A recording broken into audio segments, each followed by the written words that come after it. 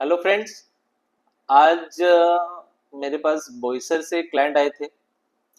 तो उनसे बात करते हुए मुझे ये पता चला कि जो उनका सिचुएशन है वो सेम सिचुएशन हर क्लाइंट का और हर मेंबर का होता है, इसलिए मैं ये वीडियो बना रहा हूँ। वो क्लाइंट ने 5 साल पहले प्लानिंग किया था कि मुझे एसआईपी में इन्वेस्टमेंट करना है, लेकिन जब भी वो इन्वेस्टमेंट प्लानिंग करते थे तभी कुछ ना कुछ इश्यू आ जाता था कि खर्चा हो गया या कुछ हो गया, तो उस तरह से उनका इन्वेस्टमेंट ही हो नहीं पाया 5 साल तक। आज मेरे पास आए तो पता चला कि ये सिचुएशन सभी का होता है कि हम प्लानिंग तो कर रहे हैं कि इन्वेस्टमेंट करना है, लेकिन वो इन्वेस्टमेंट ही नहीं हो पाता, एक्शन ही नहीं ले रहे हैं। इससे क्या हो रहा है कि हम हमारे इन्वेस्टमेंट को एक प्रायोरिटी ही नहीं दे रहे कि मेरे को पहले इन्वेस्टमेंट करना चाहिए। क्यों करना चाहिए? क्योंकि एक लॉन्ग टर्म बेसिस पे रिटायरमेंट प्लानिंग के लिए या फिर बच्चों के एजुकेशन के प्लानिंग के लिए हमें इन्वेस्टमेंट करना चाहिए। इनका अवेयरनेस ही नहीं है इसके वजह से। लेकिन अगर 5 साल पहले वो क्लाइंट ने इन्वेस्टमेंट किया होता तो आज का सिचुएशन या आज वो फंड जो भी रहेगा वो कितना रिटर्न देता।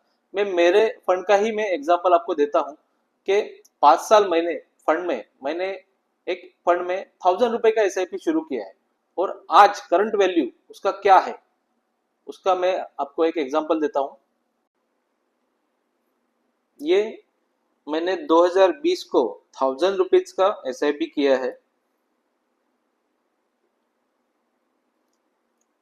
उसके बाद थोड़ा थोड़ा मैंने एसआईपी उसमें इंक्रीज भी किया।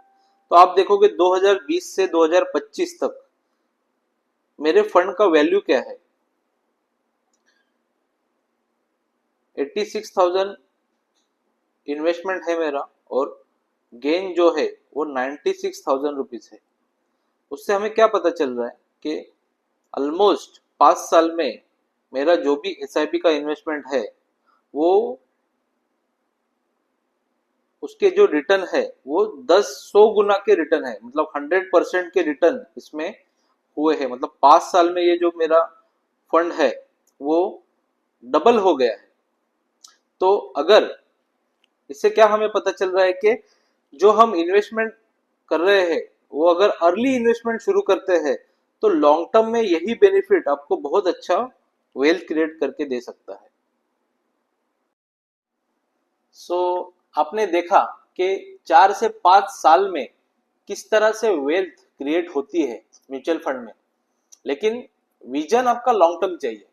यही आप फंड कंटिन्यू करोगे 10 साल 15 साल तो इससे ज्यादा भी रिटर्न्स आपके जनरेट हो सकते हैं।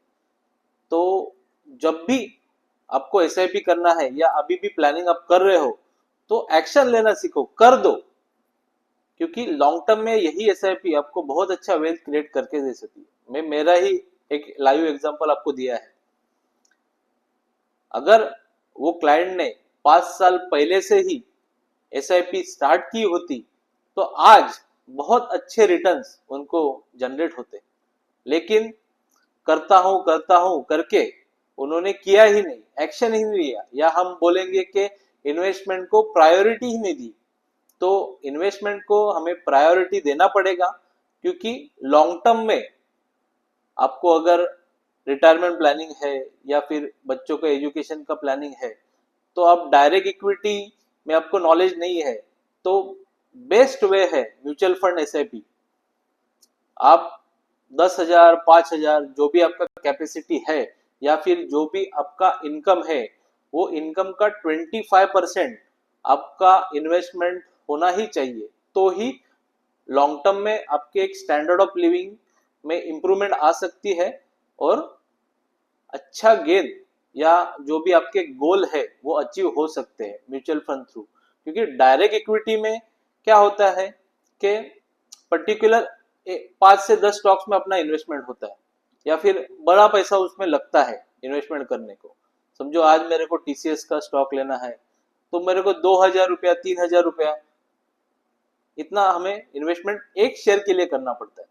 बट हम अगर म्यूचुअल फंड का सोचे, म्यूचुअल फंड में हमें आप 5,000 रुपया भी करोगे तो कोई भी फंड मैनेजर अपने पोर्टफोलियो में 20 से 25 स्टॉक्स लगता है, या फिर 1,000 रुपया भी आप कर रहे हो एसआईपी, तो वो 1,000 रुपया भी आपका डाइवर्सिफाई होता है 20 से 25 स्टॉक्स में।